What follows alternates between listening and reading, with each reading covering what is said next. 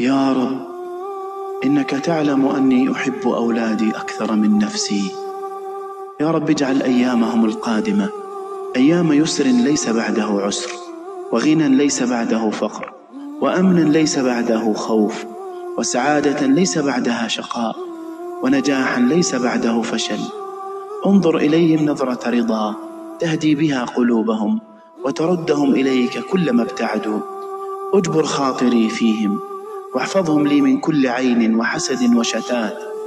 يا رب اجبر خاطر كل مكسور منهم، وفرج هم كل مهموم منهم، واشف برحمتك كل من يتألم منهم، واحفظهم جميعا بعينك التي لا تنام.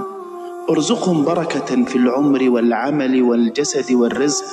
اكفهم بحلالك عن حرامك وبفضلك عن من سواك، واجعل كل من يراهم يدعو بالخير لمن رباهم.